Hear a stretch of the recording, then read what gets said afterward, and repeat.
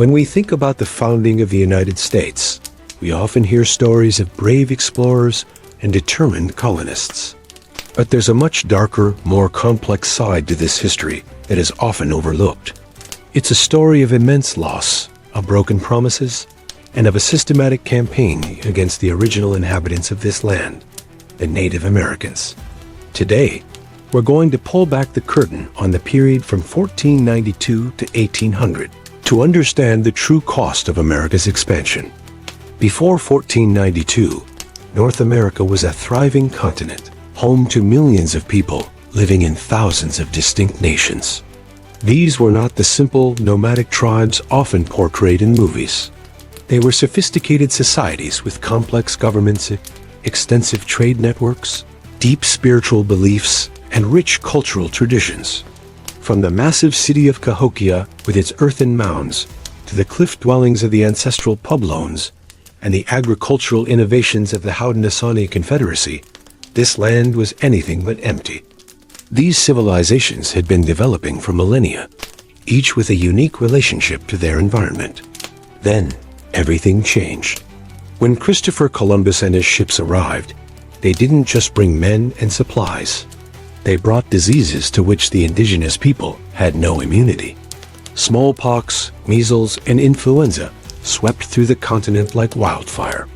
In many areas, up to 90% of the population perished before they ever even saw a European. Imagine entire cities and nations vanishing in a single generation.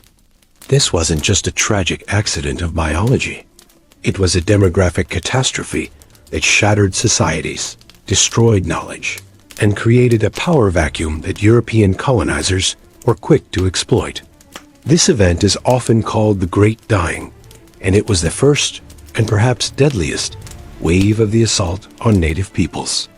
As European powers, the Spanish, French, English, and Dutch, began to establish colonies, they brought with them a concept that was completely foreign to Native Americans: the private ownership of land.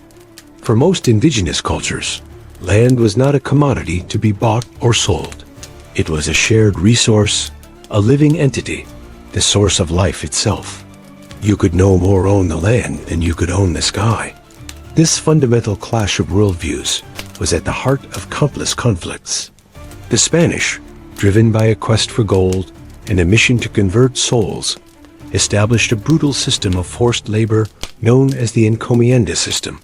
In theory, it was meant to protect native people while instructing them in Christianity. In reality, it was thinly veiled slavery.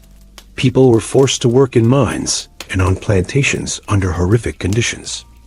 Resistors were met with extreme violence. The Pueblo Revolt of 1680 stands as a powerful testament to the resistance against this oppression, where Pueblo people united to drive the Spanish out of New Mexico for over a decade. The English colonies, particularly along the Atlantic coast, had a different approach, but one that was equally devastating. Initially, some interactions were peaceful, built on trade and fragile alliances. The story of Thanksgiving, while heavily romanticized, hints at a brief period of cooperation. However, as the colonial population grew, so did their insatiable hunger for land. This led to a relentless cycle of conflict. The Pequot War in the 1630s ended with the near-total extermination of the Pequot tribe, with colonists setting fire to a fortified village and killing hundreds of men, women, and children. This set a terrifying precedent. Later, King Philip's War in the 1670s was one of the bloodiest conflicts in early American history, relative to the population. Metacomet, known to the English as King Philip, led a coalition of tribes in a desperate fight to push back the encroaching settlements. Though they saw initial success, the colonists' superior numbers and resources eventually crushed the uprising. The war devastated the native population of New England and effectively ended their ability to resist colonization in the region. Throughout this period, treaties were a common tool used by the colonists. But these were rarely negotiations between equals. Treaties were often signed under duress, with language barriers and cultural misunderstandings deliberately exploited. Native leaders who signed treaties, often didn't have the authority to speak for all their people, or they didn't understand that they were signing away their land forever. Time and time again, these treaties were broken the moment they became inconvenient for the colonists. Land promised for as long as the grass grows was soon coveted for new settlements, and the promises were forgotten. This pattern of broken treaties became a cornerstone of U.S. policy, creating a deep and justified legacy of distrust. The establishment of the United States in 1776 did not bring relief. It intensified the pressure. The new American government, free from British oversight, viewed westward expansion as its manifest destiny. The U.S. Constitution itself classifies Native Americans as separate from both citizens and foreign nations, placing them in a legal limbo. Early U.S. policy, under leaders like George Washington and Henry Knox, officially promoted civilization or assimilation. The idea was to transform Native Americans into farmers who would adopt European customs, religion, and economic practices. While this might sound benevolent on the surface, it was a form of cultural genocide. It was a policy designed to destroy Native identity, and not coincidentally, to free up their traditional hunting grounds for white settlement. The government would offer tools and instruction, but the underlying message was clear: abandon your way of life or be destroyed. This policy was codified in laws like the Indian Trade and Intercourse Acts. These acts were supposed to regulate trade and prevent illegal land seizures, but they were weakly enforced, and settlers, land speculators, and even state governments frequently ignored them. The violence also continued, now sanctioned by the new nation. Throughout the late 18th century, the U.S. Army waged a series of wars against tribes in the Ohio Valley, a region rich in resources that America desperately wanted. The Northwest Indian War saw a confederacy of tribes, led by figures like Little Turtle and Blue Jacket, inflict some of the worst defeats the U.S. Army would ever suffer. However, the U.S. responded with overwhelming force, culminating in the Battle of Fallen Timbers in 1794. The subsequent Treaty of Greenville forced the tribes to cede vast territories in present-day Ohio and Indiana, opening the floodgates for a massive wave of American settlement. By 1800, the stage was set for the even more devastating policies of the 19th century, like the Indian Removal Act and the Trail of Tears. The period from 1492 to 1800 was not one of peaceful settlement. It was a 300-year-long story of invasion, disease, warfare, broken promises, and a deliberate effort to erase entire cultures. The term genocide is a heavy one, but when you look at the combined effect of the massive population loss from disease, the targeted massacres of entire villages, the forced removals from ancestral lands, and the systematic destruction of cultural and political systems, it's a term that many historians agree is fitting. Understanding this history is not about assigning guilt. It's about acknowledging the full, unvarnished truth of how the United States was formed. The prosperity and opportunities that many enjoy today were built upon the dispossession and suffering of the continent as First Peoples. Their resilience in the face of this centuries-long onslaught is a testament to the strength of their cultures, which survive and thrive to this day. By confronting this difficult past, we can better understand the present and work toward a more just and equitable future for all. Thank you for watching. If you found this video insightful, please like, subscribe, and share it to help bring this crucial history to a wider audience. The French and Indian War from 1754 to 1763 devastates native populations further. They're caught between French and British empires, forced to choose sides, then abandoned by both. After the war, British colonists flood westward. Pontiac, an Ottawa war leader, organizes a confederacy to resist. In 1763, they capture 8 British forts and besiege Detroit. The British response includes what may be the first documented use of biological warfare in North America. Sir Geoffrey Amherst, commander of British forces, writes to subordinate Henry Bouquet, suggesting they distribute smallpox-infected blankets to Native Americans. Bouquet responds enthusiastically. The blankets are distributed during a siege. An epidemic follows. The death toll is unknown but significant. The American Revolution brings more violence. Both sides court Native alliances. Both sides promise protection. Neither side delivers. The Iroquois Confederacy, which maintained neutrality for decades, splits. Some nations side with the British. American forces respond with systematic destruction. The Sullivan Campaign of 1779 burns over 40 Iroquois towns. Crops are destroyed. Orchards are cut down. Food stores are burned. Winter follows. Hundreds starve or freeze. The survivors call George Washington Conatorius the town destroyer. After the Revolution, the new United States government claims all native lands by right of conquest. The native nations who fought for independence get nothing. Those who fought for Britain are treated as enemies. 1800 to 1838. Policy of removal. The 19th century brings a new American policy. Not coexistence. Not integration. Removal. Thomas Jefferson, architect of American democracy, writes that Native Americans must either assimilate completely or be removed west of the Mississippi. There is no third option. In the South, 5 nations thrive: the Cherokee, Chickasaw, Choctaw, Creek, and Seminole. They're called the 5 civilized tribes because they adopt many European American customs. They farm like settlers. They build schools. They create written languages. The Cherokee developed their own constitution. It doesn't matter. Their land is valuable. Cotton can grow there. White settlers want it. Andrew Jackson, Indian fighter turned president, signs the Indian Removal Act in 1830. It authorizes the federal government to negotiate removal treaties. Negotiate is a polite word for coerce. The Choctaw go first in 1831. They're forced to walk to Oklahoma in winter. No adequate supplies, no proper shelter. They walk through ice and snow. Between 2,500 and 6,000 die. A Choctaw chief describes it as a trail of tears and death. The Creek resist.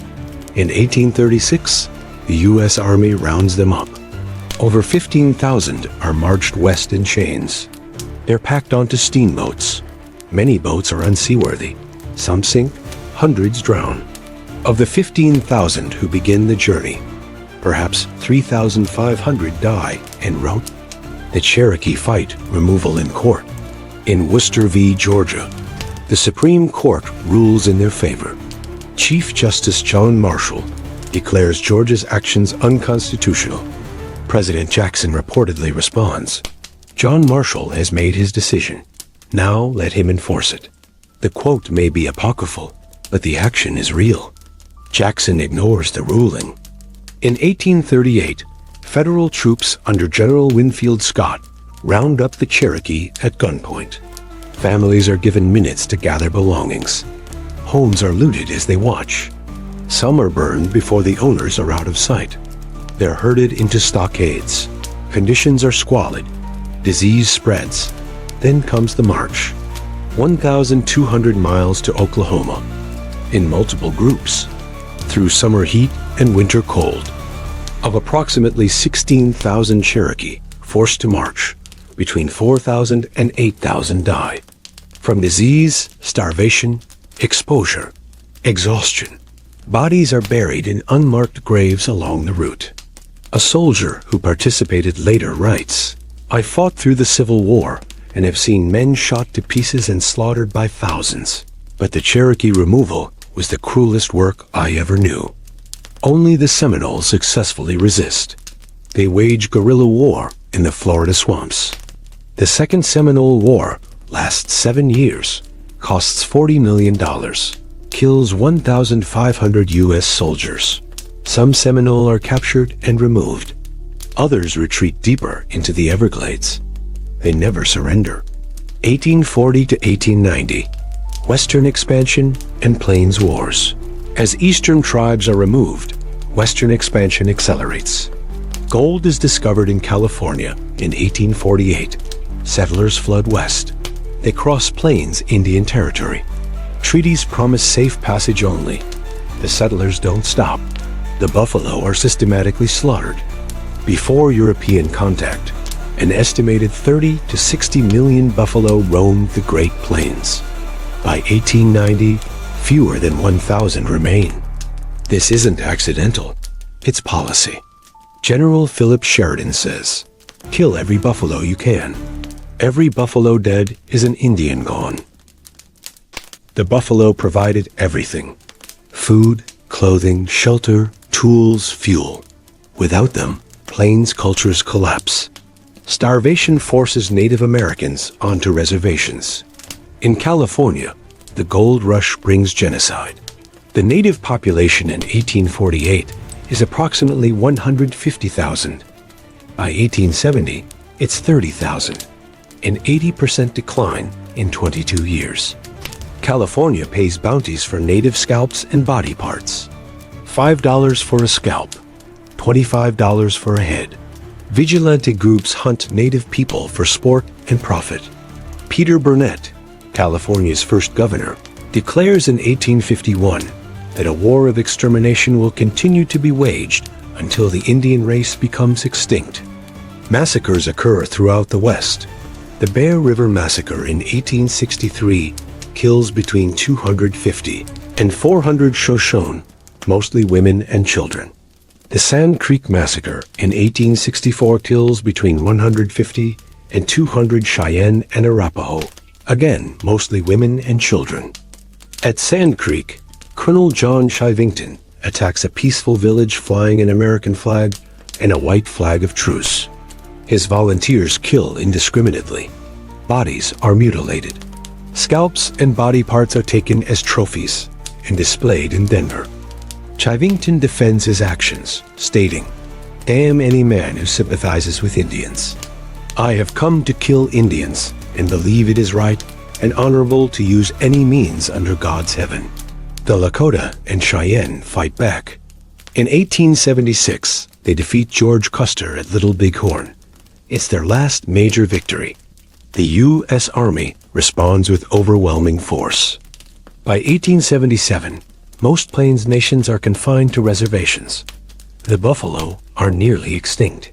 The cavalry controls the territory. Resistance seems futile, but hope persists. In 1890, the ghost dance movement spreads through the plains. It promises the return of the buffalo, the restoration of native lands, the departure of white settlers. It's a peaceful spiritual movement, but settlers see it as preparation for war.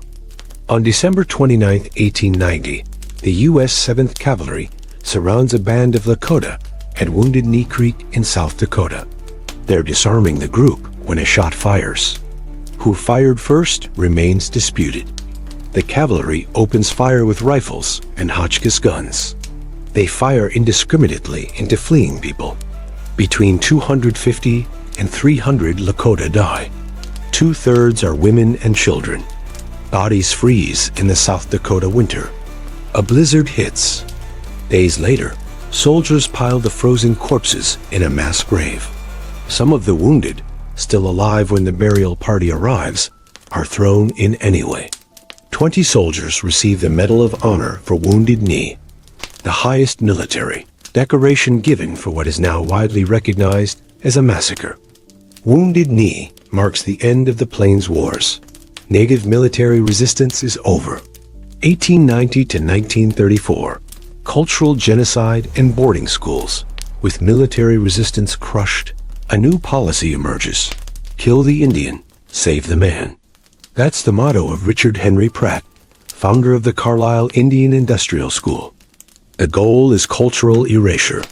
Strip away language, religion, customs, identity. Replace them with American values. It's called assimilation. It's actually cultural genocide.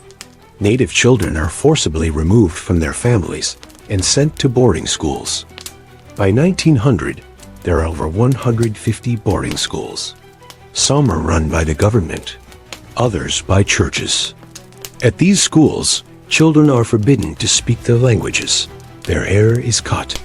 Their traditional clothes are taken. Their names are changed. Luther Standing Bear becomes Luther. His identity is erased. Children who speak their languages are beaten. Punishments include whipping, mouthwashing with lye soap, solitary confinement, withholding food. Some schools use electric shock. Conditions are often brutal. Buildings are overcrowded. Food is inadequate. Medical care is poor. Tuberculosis and other diseases spread rapidly. Death rates at some schools exceed 50%. Sexual abuse is widespread but rarely prosecuted. Physical abuse is standard. Emotional abuse is the foundation of the system. Children are taught to be ashamed of their heritage. The schools operate for over a century. The last federally run boarding school doesn't close until 1978. 3 generations of Native children passed through the system. The trauma echoes through families to this day. Meanwhile, reservation conditions are desperate. The Dawes Act of 1887 breaks up tribal lands. Reservations are divided into individual plots. Surplus land is open to white settlement. Native Americans lose 2/3 of their remaining land base. Of 138 million acres held in 1887, only 48 million remain by 1934.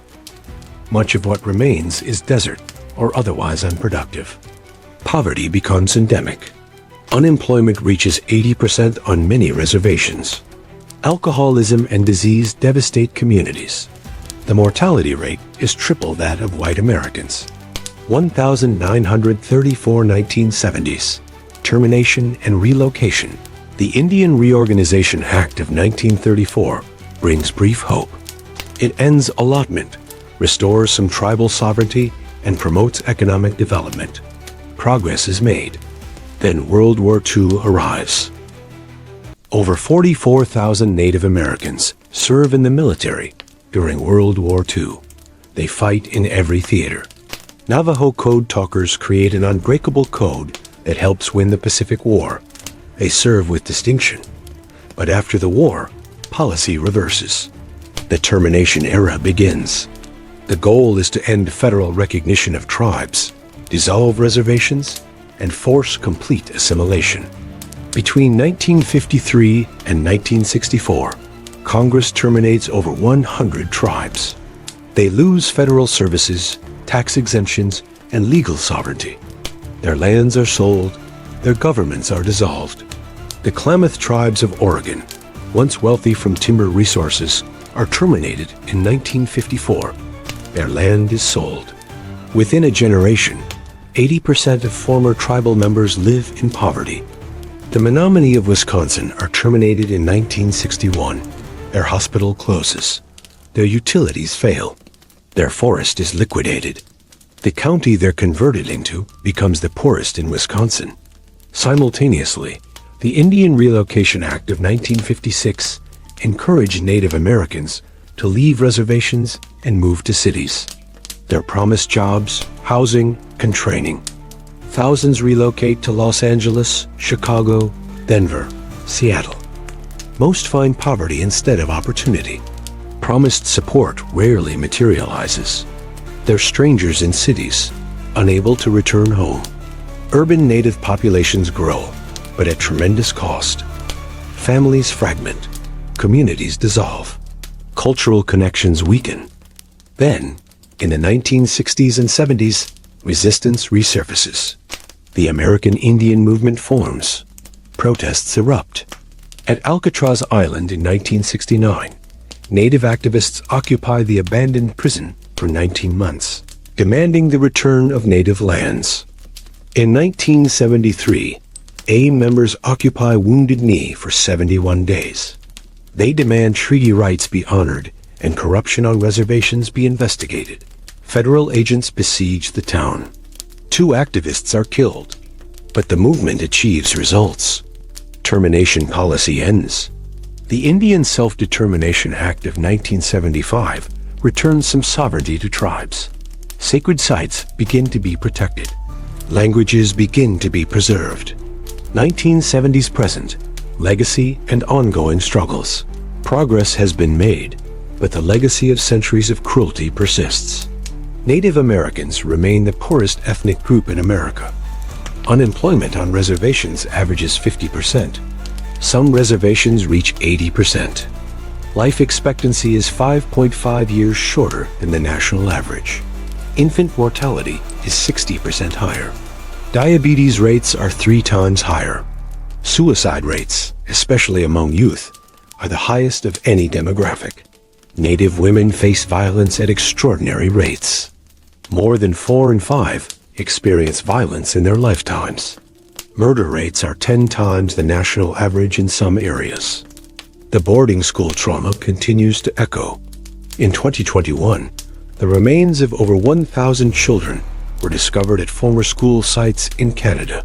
Similar discoveries are being made in the United States. The full death toll may never be known. Sacred sites continue to be desecrated. The Dakota Access Pipeline was routed through Sioux Treaty lands despite massive protests in 2016. Bears, ears, and other sacred areas face threats from resource extraction. Of the over 500 treaties signed between the U.S. government and Native nations, virtually all have been broken or violated at some point. Languages are dying.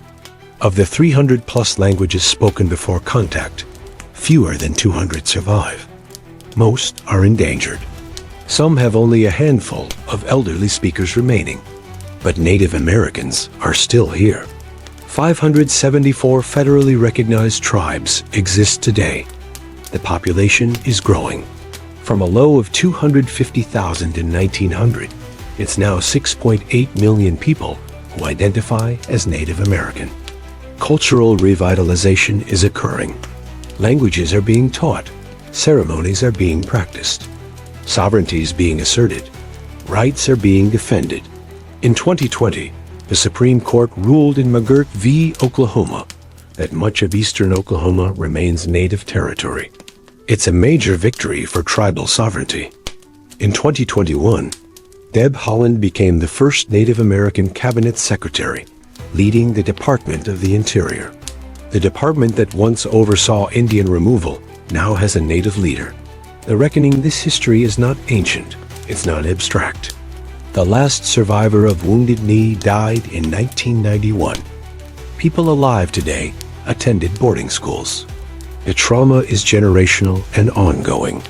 What was done to Native Americans includes virtually every definition of genocide as defined by the United Nations. Killing members of the group, causing serious bodily or mental harm, deliberately inflicting conditions calculated to bring about destruction, imposing measures intended to prevent births, forcibly transferring children. Every single criterion applies to American policy toward Native Americans at various points in history. The cruelty was not accidental. It was policy. Documented, deliberate, systematic, from biological warfare to forced removal, from cultural erasure to resource theft, from massacre to starvation. And yet, Native Americans survive. They resist. They preserve. They adapt. They thrive despite everything designed to destroy them. Understanding this history is not about guilt. It's about truth, about recognizing what happened, about honoring those who survived, about ensuring it never happens again. This is American history, not a footnote, not a sidebar. Central, essential, ongoing. The cruelty done to Native Americans by settlers shaped this nation. The resistance and resilience of Native Americans continues to shape it. To understand America, you must understand this.